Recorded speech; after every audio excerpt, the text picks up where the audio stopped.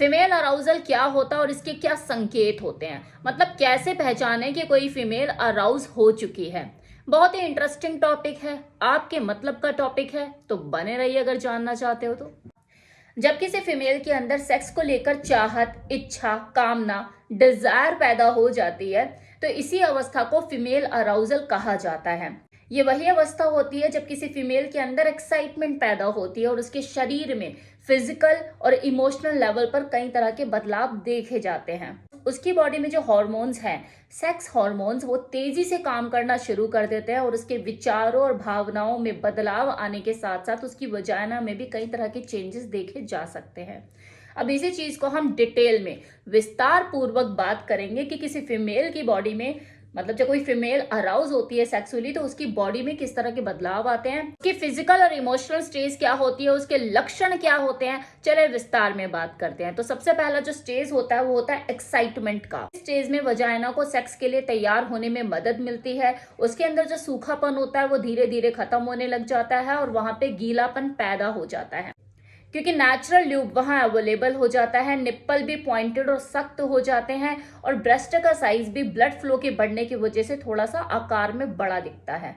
Pulse rate मतलब blood pressure भी थोड़ा सा उस वक्त बढ़ सकता है। कुछ फीमेल के अंदर ये चीज देखी जाती है जिसकी वजह से वो गहरी गहरी सांसें भी लेना शुरू कर देती है। और योनि मार्ग भी जो थोड़ी सिकुड़न भरी होती है वहां भी थोड़ा सा फैलाव आ सकता है। और ये सारे चेंजेस नॉर्मल है, इसमें कुछ ऐसा विशेष नहीं है। ये मैक्सिमम फीमेल के साथ होता ही है जब ये फर्स्ट स्टेज ऑफ एक्साइटमेंट, जो कि फीमेल अराउजल की फर्स्ट स्टेज होती है, जब वो इससे गुजरती है। इन स्टेजेस प्लेटो, ये ऑर्गेजम से जस्ट पहले वाली स्थिति होती है जब किसी फीमेल के अंदर एक्साइटमेंट का जो लेवल है वो धीरे धीरे बढ़ना शुरू होता है और जो ल्यूब है वो अधिक मात्रा में प्रोड्यूस होने लगता है। Now third stage is orgasm. अक्सर ऑर्गेजम को सेक्स की लास्ट स्टेज के रूप में ही देखा जाता है, लेकिन ऐसा होना जरूरी नहीं। मतलब ऑर्गेजम हासिल किए बिना आप प्लेजरेबल सेक्स कर सकते हो, ये पूर्णतः संभव है। क्योंकि बहुत से फीमेल को तो ऑर्गेजम होता भी नहीं है, लेकिन वो सेक्स के दौरान इंजॉय बहुत करती है, मजे खूब उठाती है। उनसे उनका एक्सपीरियंस अगर शेयर करने के लिए बोलो तो अलग ही ख्यालों में चली जाती है कि यार मुझे दोबारा वैसा करना है। ऑर्गेजम पूछो तो नहीं पता होता कि ऑर्गेजम नहीं मिला मुझे, या ऑर्गेजम जैसा कुछ फील नहीं हुआ, लेकिन मुझे मजा भरपूर आया। तो ये पॉसिबल है। तो अगर किसी फीमेल को अपने पार्टनर के साथ वो सेक्स के दौरान वो मजा, वो प्लेजर, वो एंजॉयमेंट महसूस हो रहा है, भले फिर उसे ऑर्गेजम फील हो रहा है नहीं हो रहा है, वो संतुष्ट है। Now fourth stage is sex stability. Orgasm मिलने के बाद या डिस्चार्ज हो जाने के बाद एक फीमेल बॉडी जो होती है वो रिलैक्स मोड पे आने लग जाती है, मतलब पुनः उसी अवस्था में वापस पहुंच जाती है जहां से उसने शुरू किया था। उसकी एक्साइटमेंट धीरे धीरे लो होने लग जाएगी, जो पल्स रेट है वो भी डाउन हो जाएगी। वजाइनल कैनाल जिसमें थोड़ा सा फैलाव आ गया तो उसमें सिकुड़न पैदा हो जाएगी और नॉर्मल स्टेज में वापस आ जाएगी। और उसकी जो ब्रेस्ट का साइज जो बढ़ गया था वो भी कम हो जाएगा। अब सवाल उठता है कि किसी फीमेल के अंदर सेक्सुअल अराउजल कैसे बढ़ाएं, क्योंकि सारा खेल ही उत्तेजना का है।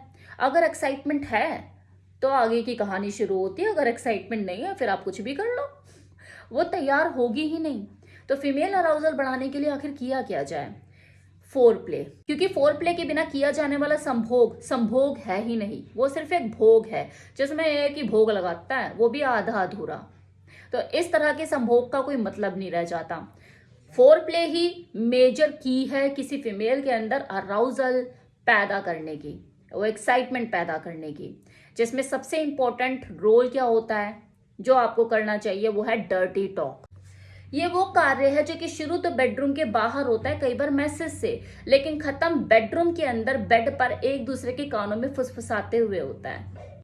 अपने पार्टनर के साथ वो इरोटिक अंदाज में बात करना ना केवल उस सेक्स के दौरान आपके अंदर पैदा होने वाली एंजाइटी को दूर करने का काम करता है, बल्कि आपके मूड को बनाने का भी काम करता है। दो लोगों के बीच में होने वाली ये डर्टी टॉक वियाग्रा की तरह काम करती है। ये आपके अंदर तनाव बनाए रखेगी, फिजिकली भी और मेंटली भी। अब यहाँ पे डर्टी टॉक का मतलब ये नहीं कि आप वल्गर हो जाओ, आपको सेक्सी होना है, आपको सेडक्टिव होना है, आपको गाली वाली नहीं देनी है। हाँ, कुछ लोग गाली देते हैं, ये उनका अपना तरीका होगा, अपनी आपस की अंडरस्टैंडिंग होगी, उन्हें चीज अराउज करती है तो वो करते हैं।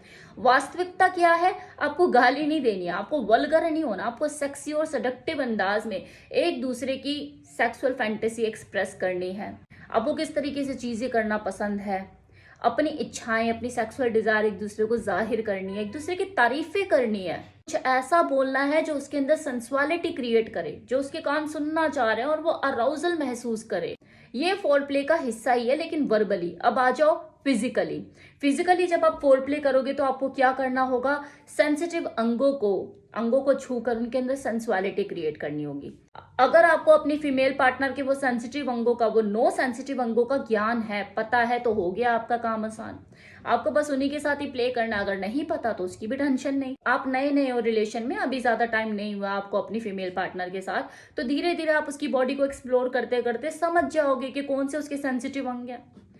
वैसे हर किसी के नो सेंसिटिव अंग तो होते ही हैं, बस किसी में सेंसिटिविटी किसी अंग में ज्यादा होती है तो किसी में नहीं। आपको वही मोस्ट सेंसिटिव अंग अपनी फीमेल पार्टनर का सर्च करना है। वो उसके ब्रेस्ट हो सकते हैं, उसकी इनर थाई हो सकती है, उसका क्लिटोरिस हो सकता है। जो भी आपको लगता है कि इस वाली बॉडी पार्ट पर आपके छूने से उसे ज्यादा अराउजल महसूस होता है, बस उसी के साथ ही आपको प्ले करना है। वो आप फिंगर से, टंग से लिख करके प्ले कर सकते हो। डिटेल में जाना चाहते हो तो ऑलरेडी इसके ऊपर मैंने वीडियो बनाया हुआ है कि किस अंग को छूने से कोई फीमेल बहुत ज्यादा अराउज हो जाती है। इस वीडियो का लिंक मैंने ऑलरेडी कमेंट सेक्शन में पिन किया है। अगर आपको ये वीडियो देखना है तो आप जाके देख सकते हैं। देखिए, सारा खेल ही फोर प्ले का है। जितना बेहतर आपका फोर प्ले होगा, आपका सेक्स उतना ही बढ़िया होगा। आपने अगर खुद को फोर प्ले में एक्सपर्ट कर लिया तो आप किसी भी फीमेल को अराउज कर सकते हो, अपनी क्या, पड़ोसन को क्या, देश विदेश किसी की भी। क्योंकि एक ही फॉर्मूला है सबका। हर औरत को फोर प्ले बढ़िया चाहिए, उसी के लिए वो मचलती है, परेशान होती है, बस यही चाहती है कि हाँ मेरे से लिपटा चिपटा रहे। और वो फोर प्ले के दौरान ही पॉसिबल है। लेकिन क्या होता है कि ज्यादातर मर्दों को फोर प्ले करते करते अराउजल महसूस होने लग जाता है और वो अपने ऊपर कंट्रोल करना उनको मुश्किल हो जाता है। सांसें वो फीमेल पार्टनर उसकी गहरी गहरी भरना शुरू करती है, कंट्रोल उसका छूटने लग जाता है।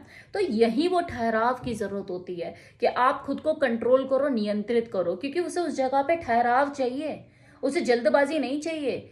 आप अपना नियंत्रण खोने लग जाते हो और कहानी वहीं खत्म हो जाती है। तो यहाँ पर आपको थोड़ा टाइम, वो सिचुएशन को मैनेज करने की जरूरत होती है। स्टॉप एंड डू टेक्निक का मतलब वो थ्रस्टिंग के टाइम पर ही यूज करना नहीं है।